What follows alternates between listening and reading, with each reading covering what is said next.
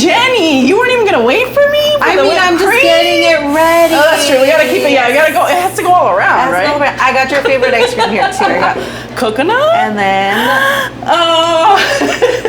for you. I mean, who doesn't smile with ice cream? I know. Oh my God, Jenny. How are you? I'm good. Welcome to Donas y Tortas, everybody. And Jenny. Thank you. This is so exciting. This is super exciting. Thank you for having me. Oh my God, thank you. Yes, everybody. We are at Tocumbo in Anaheim. And Jenny, who are you? Why are we here with you? Oh, wow. Who am I? Who are you really, Jenny? I always ask people. Okay, well, I am a native Anaheimer. Okay. I'm born and raised in Anaheim, and Tocumbo is in Anaheim, originated in San Diego, but we'll hopefully get into that later. Yes, we'll dig in. I did not start in food. My background is in fashion, and, kind of did school, did all that. Now I'm trying to live out the dream of connecting with people like you and people in the community that can kind of share a common, bond through, meeting new people, food, just communicating, talking about things that maybe we didn't really grow up talking about. Mm-hmm. We'll get into that as well. I don't have any coworkers anymore. Like I don't have a 9 to 5 that I go into an office anymore. Mm-hmm. So I'm more about trying to make important connections and understanding people's stories. Other than that, I'm just, I'm a sister, I'm a daughter, I'm a wife.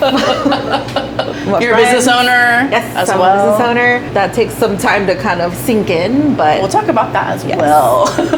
Well, I think you're like a perfect candidate for talking about like stories here at Tortas and Tortas about connection and then also just like how do you end up here owning an ice cream shop. I think your journey is really interesting and excited to share with everybody. But what we like to do first is we want to eat first. That's what we do, right? We gotta eat. We have to try it. Yeah, we gotta try it. Of course, it's gonna melt. It's gonna melt. It's super hot, by the way. Yes. So I made sure I put my hair up because I was I need to The headband is a good touch. Thank you, thank you. I love these. They're lifesavers sometimes. Oh my God. I get it. This shop, by the way, is you walk in and the chairs are colorful. I mean, it's just so vibrant in here. The aesthetic and stuff, how did you go about choosing the feel Right. Well, I think as a family, because it's my mom, my dad, my brother, and I, so kind of their aesthetic and what they think of being a neveria in Mexico, and it's just very bright. There's always a lot of spray drawings on the wall of watermelons and parrots. And there's just a lot, Yeah. So we had to kind of compromise because my brother and I are a little bit more simple and clean. So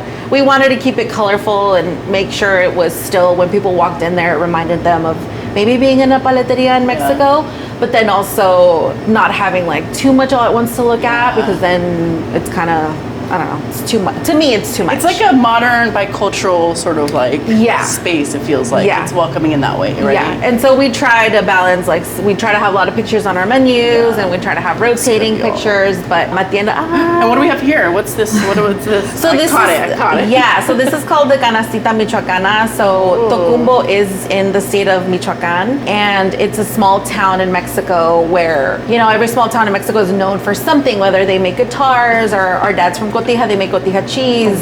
So Tocumbo is close next door to Cotija, so they make ice creams. A lot of ice cream industry there. A lot of people that left Tocumbo to go to DF. That's where kind of the franchising world started. And that's why whenever you guys go out on the street and you see a Michoacana, it's like a Starbucks now. They're everywhere. And Michoacana is literally from Michoacan. Correct. So it's a state in Michoacan, and then that's where Tocumbo's from, and that's why they're called that. And it's kind of when you see Michoacana style, you kind of think it's that state. It's kind of say chili, Philly cheesesteak or something like that. It's kind of reminiscent of that region or that state. Yes. Yeah. But they're all different, by the way. I did want to clarify that because I think everybody thinks it's the same one, but it looks like different people own different Michoacana shops. Because it is a state and a region, you can't really copyright it. So that's why a lot of them have.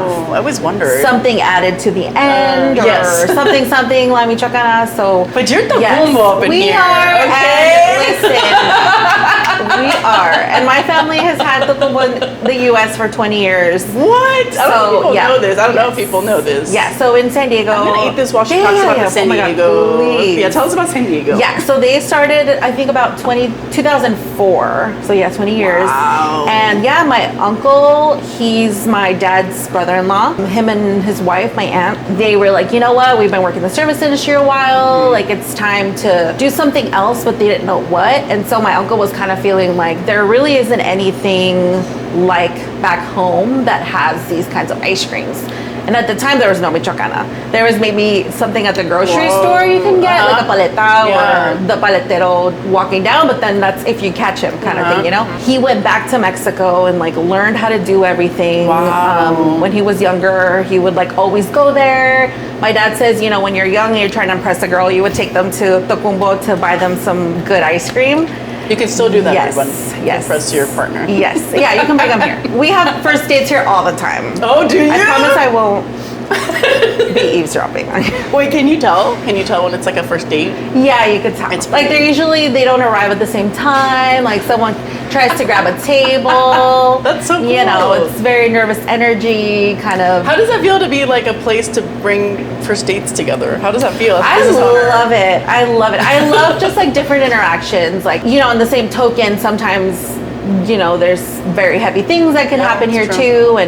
And we just try to support our community however we can. But, you know, we see babies having their first bite of ice cream and that just like literally melts my heart. So, that's you know, cool. it's all types of things. And I'm sure any business owner can attest to that and how there's just all types of conversations happening.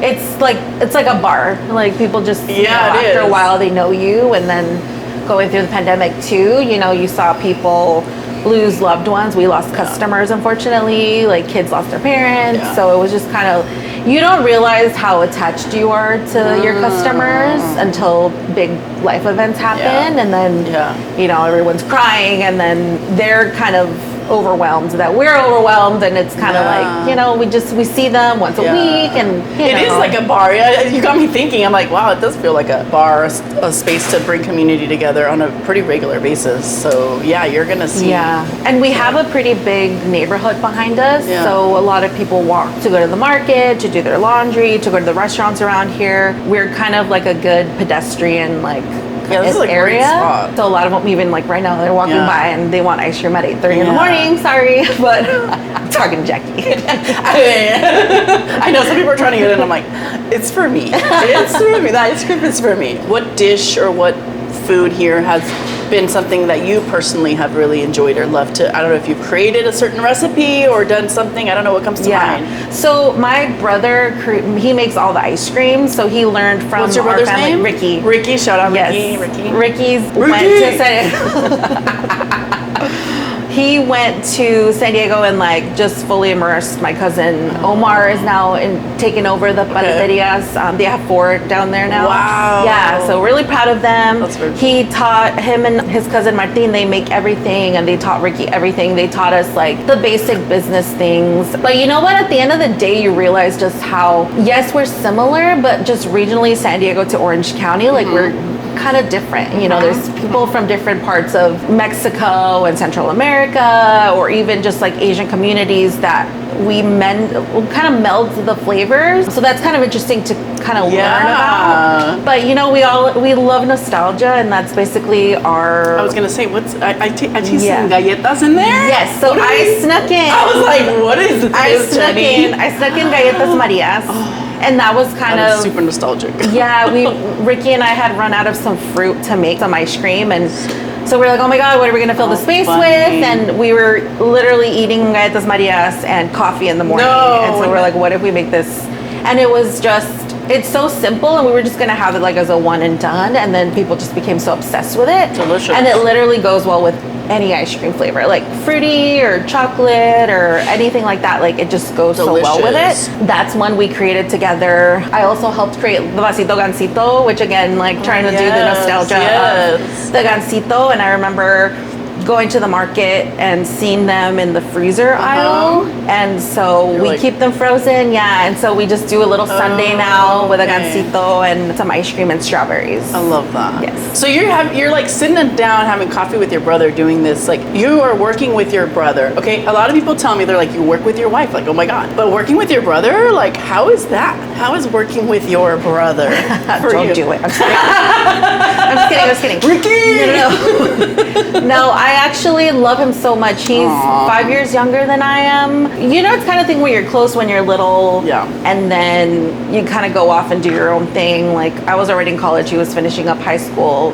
Then I moved out of state for a while. So there's just kind of, but we've always had a good relationship. Yeah. And then my dad said, you know, when I retire, I don't want to just be at home doing nothing. So as long as my aunt and uncle have had their paleteria, they're like, you guys should do something in Anaheim. Like, people would love it. There's a lot of Latinos there. They would understand the product.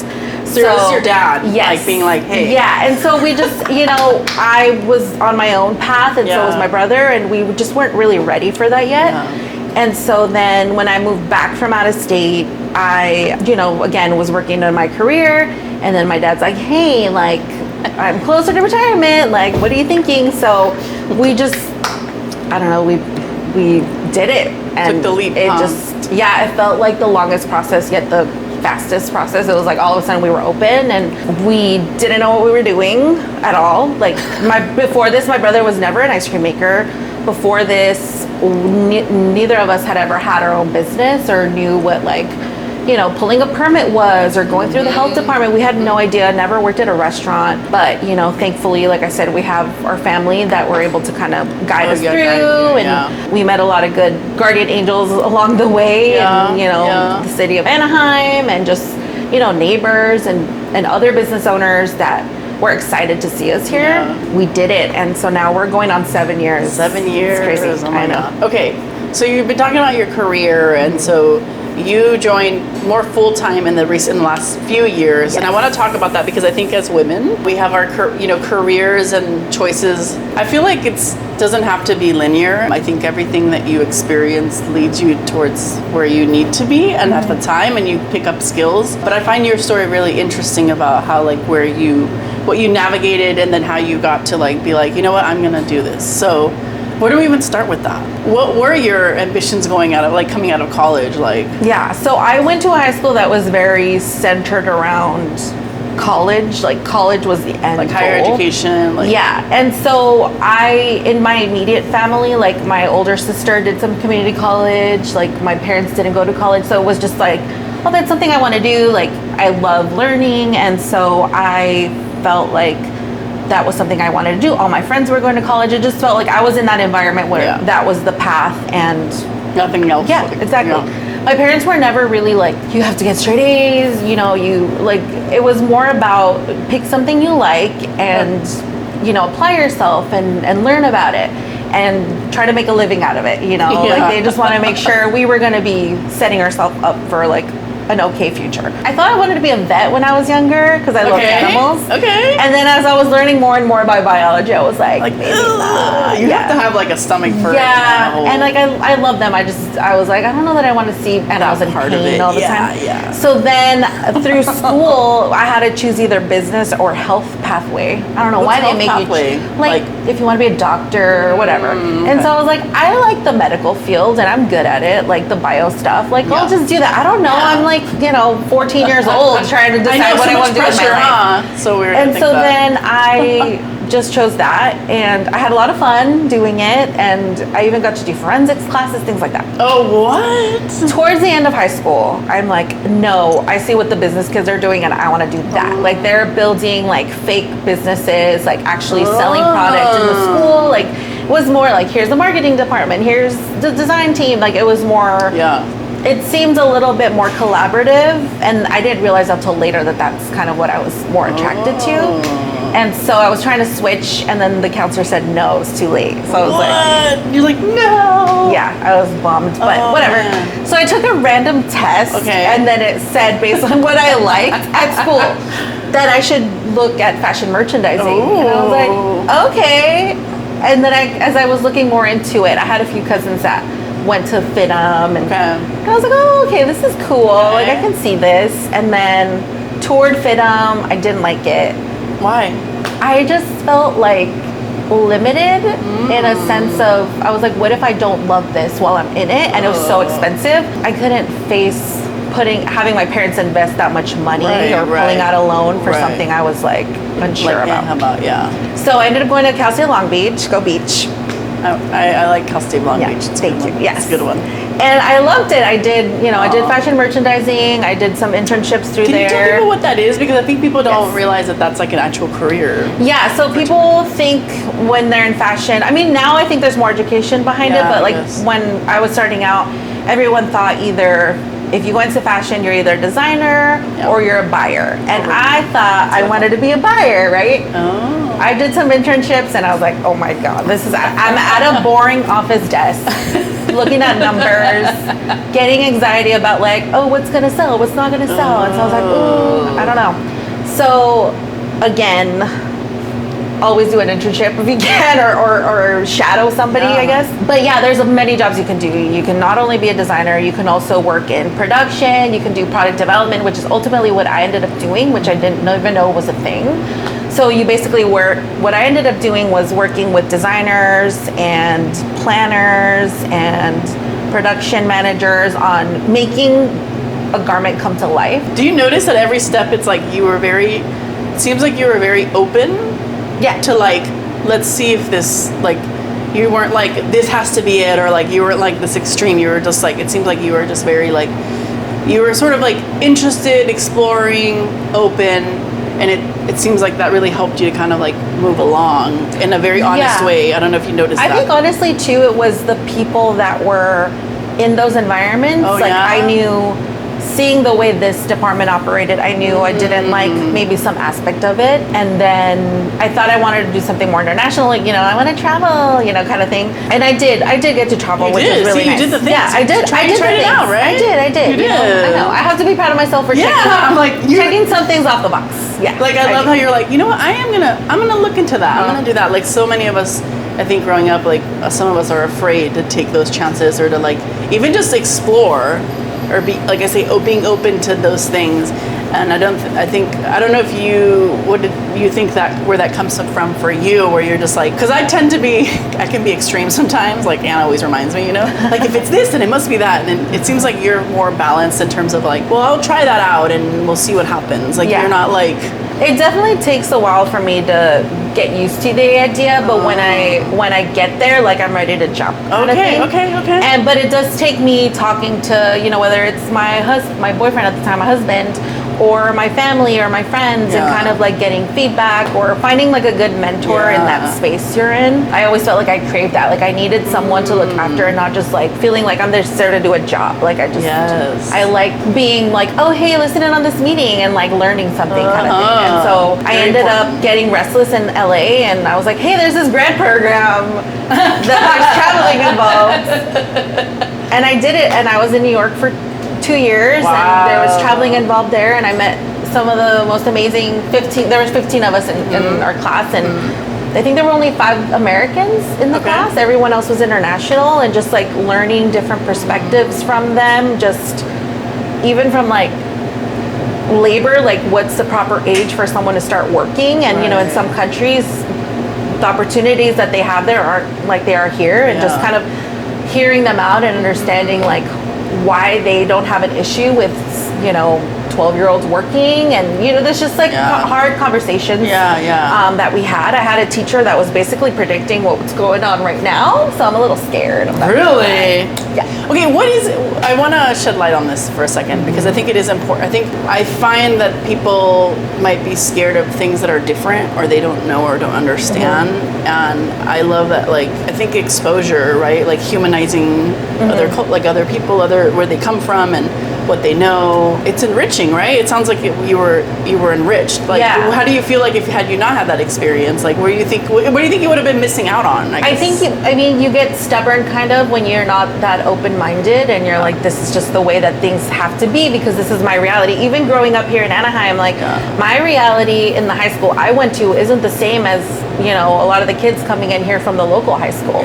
And I might not understand it, so I need to learn from them and see like why when I get a thank you note from them does their grammar look crazy? Like, what's the issue? Like, what's going on? Like, my brother and I are like, how do we help? You know, kind of thing. So it's just, you just don't realize like things happening in your own backyard. That's why it's a bummer when there's people that are so set on their thing and like they're right, and you know, we all go through that.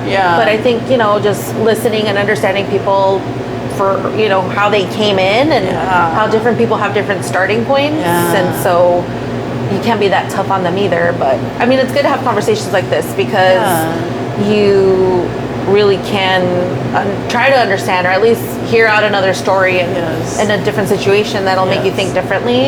And then I think that's kind of a success, right? When you you're like, oh, I would normally think this, but now I'm second guessing myself. And that's kind of helped me like be a manager here.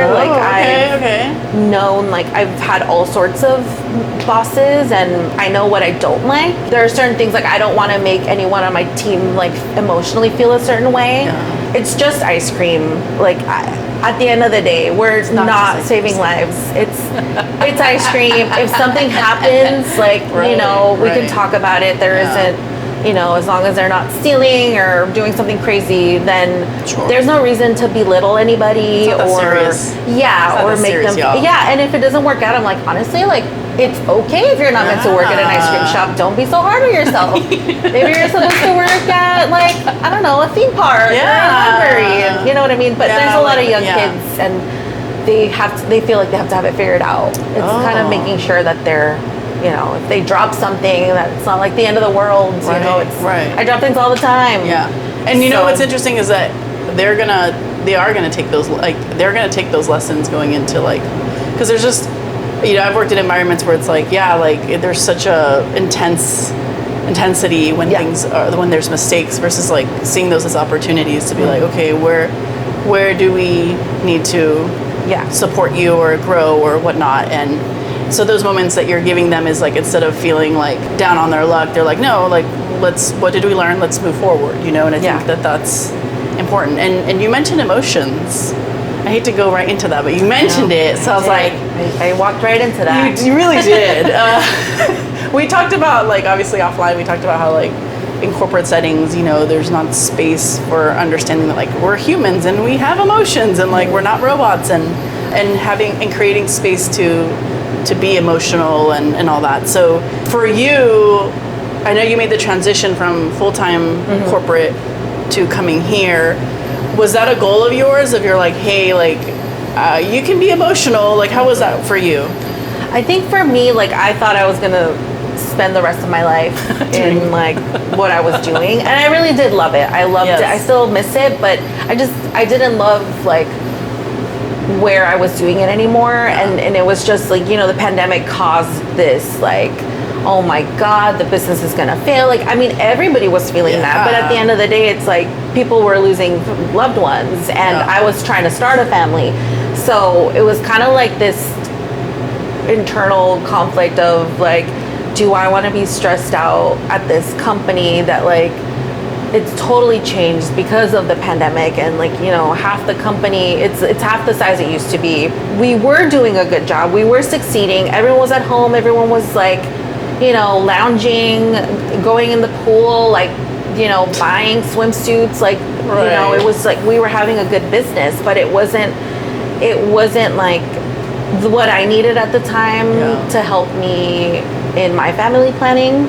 And it was very stressful, and I didn't feel like if I got to that point where I wanted to start a family, I wasn't confident that I would have the support. And I'm sure, looking back, I'm sure I would have. But at that moment, I didn't feel it. And I feel like the most secure, like, I just wanted to be with my family. I wanted to support them in this business. Like, I would still come every day after work. I would come here and scoop ice cream. And I loved it. It was like a good, like, way to unwind.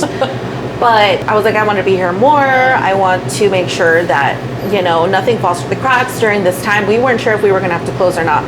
And just kind of be a support for my brother too, and my dad and my mom. And, we had a small team at the time. So I felt like we needed to keep it going for them. And thankfully we were able to stay open. So actually, when you were talking about like setting the environment up for you, and how the work was affecting it, like I think I want to talk about how like that really reminds me of this idea that you like chose yourself, like your personal. It's really hard sometimes for us to choose. Well, yes, we have a professional life and segment of our life, but there's also us and our personal choices. And so I think it's really cool that for some of us, it's hard to go there and be like, well, wait, what do I need personally? Yeah. So that's pretty cool that you were like, in that mindset. And again, I didn't think I would be away from it for this song, and different opportunities were coming in. And I was like, this job or this amount of money isn't equating to like the lifestyle I want to live.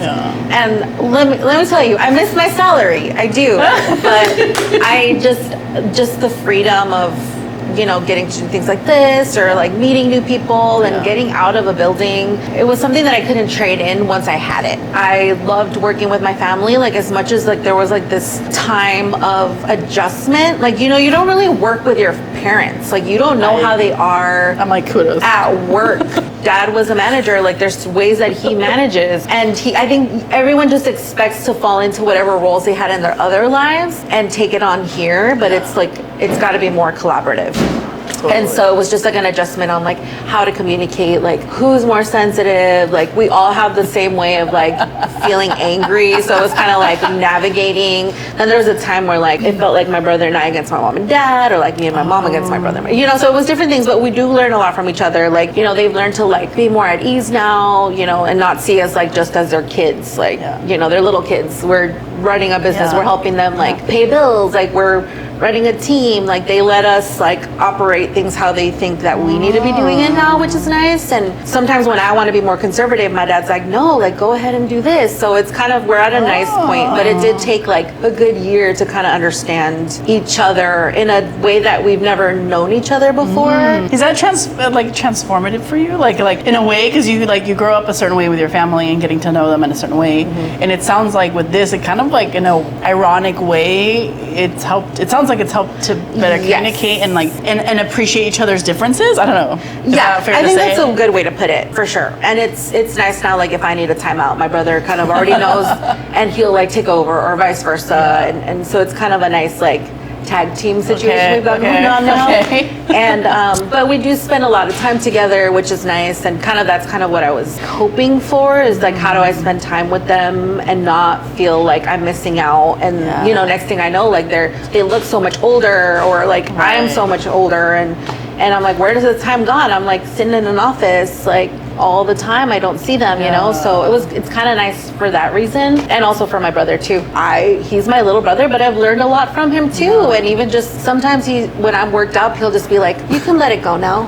And then it's kind of like, oh, he's right, I can. So it's kind of nice that we have a different relationship now too. And some like health stuff I've had to go through, like he's really good at like picking up the ball and just letting me do what I need to do, and super supportive. Like sometimes if I don't want to talk about it, like they let me be, and then if I need to like fill it all, like they're there to help me, So it's been really nice to kind of go through that with them. And then I hope they like spending time with us too. I don't know. We'll have to ask That's them nice later. too, right? Yeah. You mentioned emotions. So, we had talked about how like growing up, we shouldn't share our emotions. We shouldn't show them. And then especially you're in a corporate setting, it's like, oh my God, if you have anything outside of a certain, box, it's like, you feel guilty for feeling a certain way, and you have to just kind of suppress it or mask it and all this stuff. For you, what has helped you with we call it emotional intelligence, by the way, because growing up, basically they would call me like, oh, you're so emotional, you're so sensitive. But my therapist has told me, you're just emotionally intelligent. You're just like,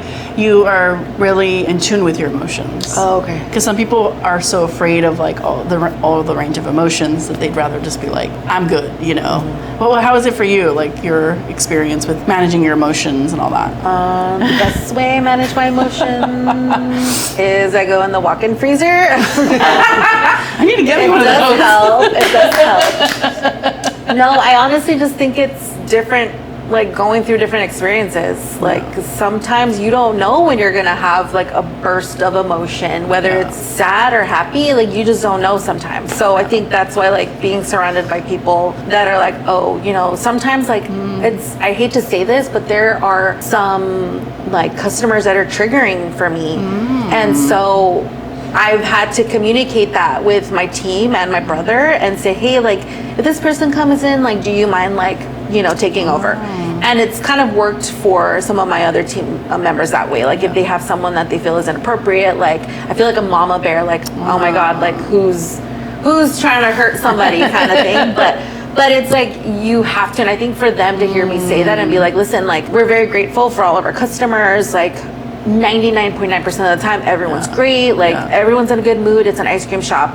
But you know, there are some times the way that parents talk to their kids that can be triggering, or like I'm trying to be a mom and I'm like, you have 5 kids and you're not treating them well. So it's kind of like, so that like things like that get triggering for me. It takes time sometimes, just with practice. Like I know what wave I'm gonna ride, and so I learned to kind of like anticipate it and like just take a moment. And so I think for me it's just been accepting it, because I think before I was just ignoring it and just pretending like I can handle it. And handle it. Yes. That and word, just handle it. And I just like get over it kind of thing. And it's like I could get over it, but maybe I need a day, or maybe I need 30 minutes kind of thing. Well, I think it's interesting. I was talking to a parent the other day, I don't remember who, but how their child has a certain emotion, whether it's anger or you know, negative, whatever you want to call it. And they were like, tell us how we can fix it. And I was like, what I've come to learn is that like it's not about fixing an emotion. It's about like you just have to let it like you have to feel it and let it ride, like you said, like ride the wave. So for any parents out there, I mean, I'm not a parent yet, but like that's my philosophy, because I was that, I'm very well aware, like I was that kid that had the like was feeling a lot of different things. And I remember looking back, I'm like, I just wanted like my parent to be like like next to me, you know, and like I don't know if that makes that was sense, like a support you needed in that moment. Like that. I think that's important, like who your safety people are, because sometimes you do need someone, or sometimes you just need to be alone. But I think it is just, you know, learning, like sometimes you don't know until you know what the emotion is, you know. And sometimes it could be like a surge of it that just makes you want to cry, and you're like mad at yourself for being like, why am I gonna cry right now? And then you're mad at yourself, and it's like, it comes, almost like it starts one way and it really is trying to be this way. But you're just like, And sometimes it's like certain times of the month more than others. That is true. Like, oh, I feel silly, but sometimes it's like a real. They're real things, you know, and even like for men too, like to tell my brother like it's okay to like be sad, or it's okay to, you know, kind of things. And, and I think it's been cool for me to see like my dad's so emotional now, and it's like, why are you crying? And like he gets like, I think he gets like happy or like a little bit like melancholic about some things, or like I get it now when my tias would like listen to their music and they would start crying. Like I get it now. Totally. But I think it's just, I think it takes time. Like I think it takes time, and the older you get, the more hopefully you can accept the emotions and just learn how to navigate however it works best for you. But I think it just takes practice almost. It's definitely practice. I don't think. But I think as girls, like, everyone's like, oh, why are you being so sensitive? Or like, or calm down. And it's like, tell somebody tranquila when they say tranquila. I'm like, no. Or you'll be talking louder and they're like, calm down, why are you talking so? It's like, we're all talking at this point. You know? Seriously. You are a business owner, clearly. And one thing that I really enjoyed your philosophy, I think as business owners, we are, sometimes we put pressure on ourselves, sometimes we get pressure from other people of like what could be possible. But I've come to the terms of like, what is the quality of life that you want? People don't understand that. It's like, yes, like there's a lot of things that you can do, but like what is the quality of life that you want? And I always try to like check myself about that. Because I can be a bit ambitious. And you said something to me. You said your philosophy is like, I am ambitious with boundaries. And I was like, whoa, like I had never heard of that sort of approach to ambition, because again, my extreme side is like, no, if you have to do this, you have to do that. Yeah. And so can you walk us through what that means for you and how you got there? So I mean, I lived like you, like sky's the limit, and it still is. The grass is always going to seem greener on the other side. Like, oh, this person has a brick and mortar, and then they're opening up number 2 years later. Like, what are they doing that I'm not doing? Or this person has a catering company and a pop-up in this place, and it's just, you kind of see all these things and you're like, why am I not doing it? Or someone makes it look cool and you're like, I want to do that. But then as you're actually doing it and running things, I think you want to do more, but then you realize, like, what am I giving up in place of it? Like I was just telling you now, like, I wish I could go to more like events that you're hosting or whatever. And it's kind of like, if I had another store, if I had this catering to go to, like, my personal time would be diminished, or I might not be having as great of a time because I'm distracted while I'm doing my personal things. So I think I was talking to my friend who's a pie baker. So I was having a conversation with my friend Courtney, who bakes amazing pies, also an Anaheim baker. With Love from Scratch is her name. I want to plug her. That's her? Yes. I follow her. Holy moly, what a small world. Yes, she's great. Okay. So she's been like in business almost as long as we have, and she's a cottage baker. So that means like she's from her home, has a legitimate business where she can bake pies, sell them out of her home. Wow. Anyway, so we always have this conversation of like, what's next? Like, what do we do? She's always kind of battling, like, do I want a storefront? Do I not? Like, but if she has a storefront, she's not around her kids as much. But then if she has a storefront, she's got some time away from her kids. So there's a kind of like a balance. So it's kind of like how much are you willing to give up? Like, what are your boundaries? Like, is your family the one thing you're focusing on right now? Not to say that in 5 years, you're not going to be opening up that second shop or whatever, but it's just at this moment, like, you can't forget about what's going on in your personal life. Whether you want to spend more time with your friends, it doesn't have to be having kids. It could be going on more vacations. It could be meeting new people. It could be doing more charity stuff. It's just the same with us. Like, if we had all these other things, there'd be more expenses and we would have less money to do fundraisers for schools and things like that. Or maybe we would have more, I don't know. But at the time, the way that our financials look, this is what makes sense to us. So I think for me, it's just trying not to put everything on your plate at one time, like during the pandemic, like we grew our catering business and it was great. We went hard on that because we just didn't know what was going to happen in the pandemic. And it was successful and we're happy we did it. And we got a lot of new customers that way. But now we like having some weekends where we don't have to rush somewhere to like take our push cart or whatever. And so it kind of ebbs and flows.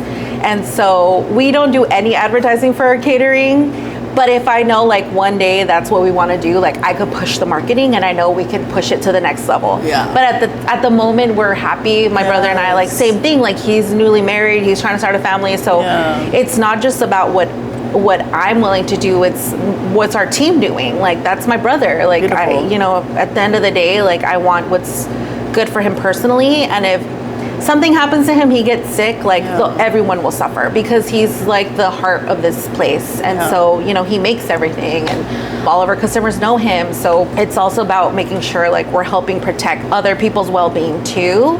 And so sometimes it means saying no to certain things, and it could sting in the beginning, but then later on, you're like, okay, everything happens for a reason, and you might not see it in the beginning, but later on, it all makes sense somehow. I really love that you're sharing this perspective because I frankly don't think I hear it enough. I think it's important to, if anybody relates to this as a business owner, like, you're not alone, or you're not crazy, or you're not like missing out. Like, and I talk a lot about like, there's always trade-offs, Like us, we're building a business, and it is hard. It is a risk, but we're choosing this hard because we do want the flexibility. We do want to do our own thing and like create our own thing and lead our own thing. And so that comes with what is the trade-off there. But like, we also get to, as entrepreneurs like you, we get to decide like how fast we want to go or how we want to slow down, And so we've been very conscious of that. And because my journey actually really, I feel like I really started to make decisions for myself after I did therapy, like where I really took the healing and the therapy and be like, and we talked about this. It's those moments of like, what am I doing moments? Yeah. Remember we talked about that? And so for me, that was like, what am I doing? And so I've been trying really, it's practice to, like you're saying, like try to have boundaries in my ambition. I just never I never, you gave me words, you gave me language to figure out like why, what am I doing? Because I didn't want to take away the ambition, right? Because sometimes we think like by putting the boundaries we're not being ambitious, like we're not like. Or you could put it on the list for like 2 years from now. You can like really focus on, if that's still what you want in your heart, then you could be like, oh, this is something I still want to do. But in the meantime, I think people forget that if you have the luxury like we do, thankfully, that like we have spouses. Thank you guys. Get us, healthcare. I don't know. But I think it's okay to change your mind, and I think sometimes it's like, oh no, this is what I wanted and I'm halfway there, so I can't change courses now. But it's like you can use what you've gotten halfway through course and do something different, or leave it there if it's not meant to be. Don't like force it, kind of thing. So love to hear this. Yeah, so I think that's again practice and understanding like, if some things are happening that are kind of stopping you from going there, there has to be a reason. Yes. And like, I think sometimes accepting that is very hard. It's hard. It is hard. But I love the visualization of like having, I know everyone says like you have a full plate, but as you were talking about it, I was like, yeah, like think about it. Like you have a plate or a pie and you're stacking things on it. And you want to do this and you do one that. But it's like, two things come to mind. I'm like, sometimes it's overwhelming, when you have a big plate and you're like, what am I going to eat first? Like, what am I going to do, right? So you can get overwhelmed. And then there's also like no room to like breathe. Yeah. So you have to account for the cushioning of life. Right. That's true. Like for sure. Life hits you hard. It's so funny. Like you just never know where life can, where it can take you. But I think something I really appreciate about you is that your value of connection and quality of life, and like even learning about how you are with your employees. Like it's really heartwarming. Like I think it's Thanks. I think it's funny. People don't think that everyone thinks that success is measured by money and all that capitalism stuff. Yeah. But I think I hope that you recognize what you're bringing to this space, into this community as you, Jenny, like how you're presenting yourself here. So it's pretty cool. Pretty cool. That's really nice. Yeah. Yeah. Thank you. We're having fun.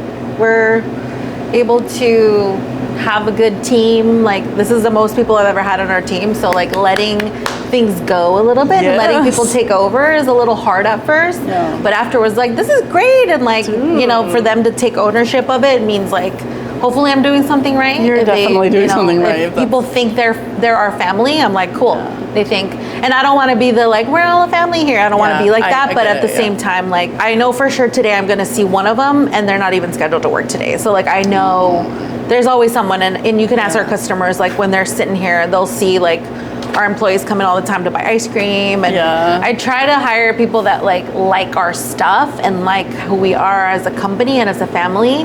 So then that way it's an easier process for them to feel welcomed and involved in the company as well. This one's smart right here. Wow. Thank you. So if you want to learn more about Tocumbo, well, you got to come here first of all. Yes. Come say hi to Jenny. Yes. We'll put the information in the description. Is there anything, is there anything coming up end of the year, next year for Tocumbo? Or we're on Ball and Euclid, and sometimes we'll do events around the city. Okay. Like we just did some events at the library. We're doing some events on Center Street. Okay, one last very important question. You don't know this is coming. I didn't put it in the email. I'm not prepared. Ready? I'm not prepared. Yes. No. Would you rather have a donut or a torta? God. Oh, she's stumped. Some people are usually like, boom. Okay, so I'm a sweets girl. Okay. So donut is like my first one. Okay. But because I think Mexican food trumps anything of that. I love that. I've never heard of that. But I want both. But I want both. I want both. You want both. You can have both. Yeah. Oh, I can? Yeah, of course. Okay, you can always have both. I want to have my torta, and then I want a dessert donut. What kind of torta? Okay. What is your go-to? I like a carne asada torta with guacamole and like a good salsa and onions. Oh, you're making me hungry. But sometimes I like the poor man's torta, just like jamon, Right? Yeah. Sometimes that's what I want. Like a cold torta. Right? Like it's been like in your lunchbox for a minute, I'm a big fan of jamon y queso. Yeah. I'm pretty basic like that sometimes. Do you like panela too? Oh. Yeah. Sometimes just like bean and like cotija cheese, like that's, and like maybe any jalapenos. Kind of cheese, any cheese, just cheese. Jalapeno. Cheese. Jalapenos really change it for me. I've really been into carnitas lately though. The last couple in years. Your torta? Yeah, carnitas torta. Oh. My husband likes pollo. Oh, I'm really? like all right on it. I can take it or leave it. I never really cared for a pollo torta. Me either. It's not bad. Once I'm eating it, I'm like, okay. I mean, I'll eat it. I mean, I'm not gonna. it. Yeah, I'll eat it, But I don't choose it. I don't choose it. I like carnitas with like you put like crema mexicana, Yeah. you know, and jalapenos, avocado, you know.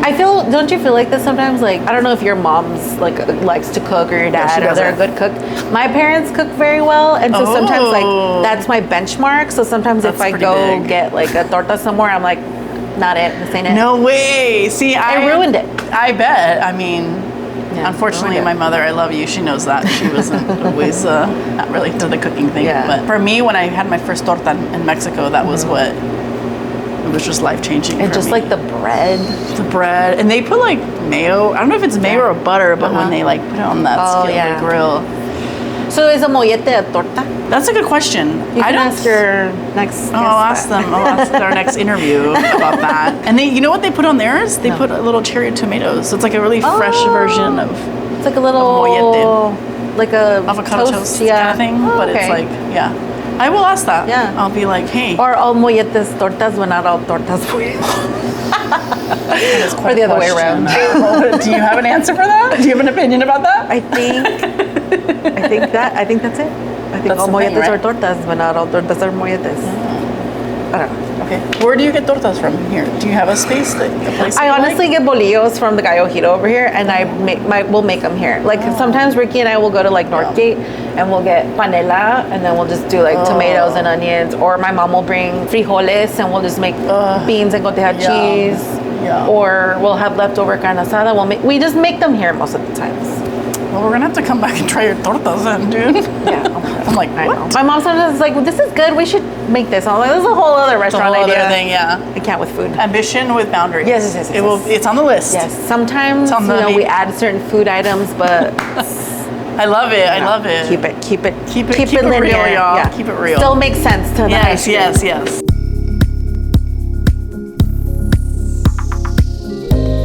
What is it about the people that you decide to interview that makes you want to interview them, I guess? Like, what is it about the people that you meet that are like, this is the person I want to interview? Or is it just like right now that you're starting your business, you kind of want to meet all sorts of people, which is also okay? Or is there something about them that you're like, yes, you? Or like, maybe we'll wait for you for later? Such a good question, Jenny. I've noticed that I tend to gravitate towards a lot of like cycle breakers. There seems to be that Tell common me thread, more. to be honest. Yes, a lot of them are entrepreneurs because I think that you have to be a little bit of a cycle breaker to like be so ambitious to like go for something that you really believe in, you know? So I think it just so happens that a lot of them are entrepreneurs, you know? Not to say that there's not other folks, but I would say like that's what's most intriguing to me because I feel connected to those people because I feel like growing up I felt like am I crazy for thinking these things that are different? And so it's just been wonderful to like meet other people who have like have ambition, have done healing, are dreamers, you know, like people who like actually go for their dream. And I think there's something special about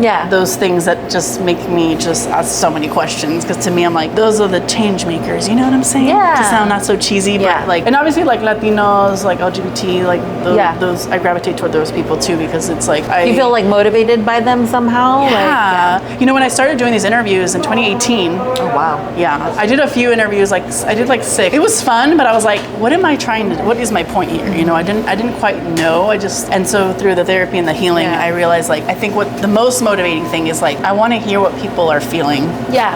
I don't know if that makes sense, but I want to understand what they're feeling because that's not talked enough, and those feelings are ultimately what makes us to make decisions and stuff like that. So I'm just that makes me really fascinated and curious. Oh, I like that. Yeah. So that is true. How it's like you're willing to receive at different times. Like, you know, maybe in 2018 you'd be like, oh my god, to know it all. I don't want to talk to them. And then it's like, oh wow, they're really cool. Yeah. But great question. Thank you. I was nervous, but no, that was good. That was a good question. I'm like, yeah, that's good. Donuts or tortas? I know, right? What was your answer? About that one? Yeah. Torta. I mean, listen, it's more versatile. What's your favorite donut? Donut? Maple bar. I can never I just with feel that. like I mean, there's other ones that I've explored. Yeah. Like the French donut's pretty good. But the maple bar still is my top. That's why my husband likes it's like an old fashioned with the maple on top of it. Yeah. I don't think I've had. Yeah, Is the old fashioned the one that's like kind of like hard glazed? It's crinkly, like it's got like a perfect circle in the middle. It's kind of crinkly on the outside. Yeah, I think that's what it's called. Yeah. Yeah, but I do like just a maple or a chocolate bar too. Right? Yeah. I mean, honestly, I don't discriminate. I will eat any donut. I mean, but like a little pink donut with sprinkles makes my heart smiles. And then the glaze, like just a classic glaze. Yeah, you can't go wrong with that. Okay, when you buy donut holes, be honest. That's Ricky. That's his. Oh, is it? Okay, because I feel like just left. I can't resist like eating them before I get home. Like I just have to eat them. It's like fries, you know?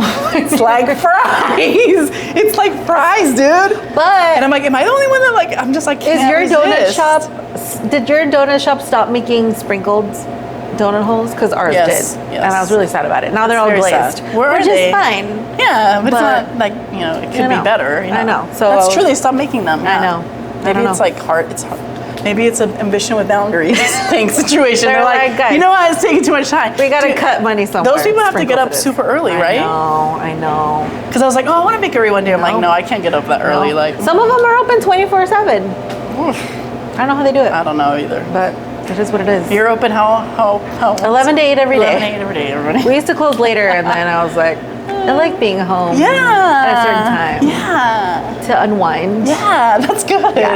Yeah, I know. I feel bad sometimes when people come in at like, because sometimes on my day off, like I do want ice cream at 10 p.m. I get it. Right. For us right now, maybe one day, like if we have employees that want more hours or it just makes sense with the demand, maybe it'll happen. Exactly. Never say never. Never say never. It's on the list. Yes, it's on the list. That's it. Well, this definitely made sense. I had a lovely time. This was delicious. If the cameras weren't around, I'd be like just scarfing it, but it's just like, I don't want to, Thank you so much, Jenny. Thank you. Good luck with everything. Thank you, girl. Appreciate you. Me too. Thank you. See ya.